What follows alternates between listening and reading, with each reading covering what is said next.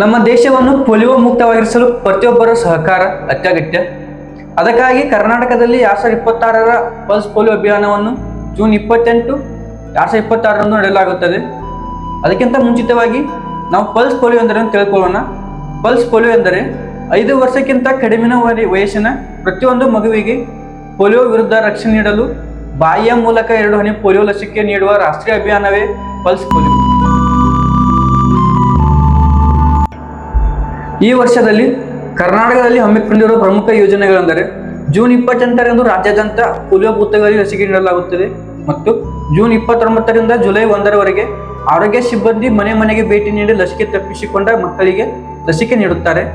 Bus ನಿಲ್ದಾಣ, ರೈಲು ನಿಲ್ದಾಣ ಮತ್ತು ವಲಸೆ ಕಾರ್ಮಿಕರ ಪ್ರದೇಶಗಳು ಹಾಗೂ ಕಟ್ಟಡ ಕಾರ್ಮಿಕರು ಸ್ಥಳಗಳಲ್ಲಿ ವಿಶೇಷ ತಂಡಗಳನ್ನು ನಿಯೋಜಿಸಲಾಗಿದೆ. ಕರ್ನಾಟಕ ರಾಜ್ಯದಲ್ಲಿ ಸುಮಾರು 64.8 ಲಕ್ಷ ಮಕ್ಕಳಿಗೆ ಪೋಲಿಯೋ ಹನಿ ನೀಡುವ ಗುರಿಯನ್ನು ಹೊಂದಲಾಗಿರಲಿ.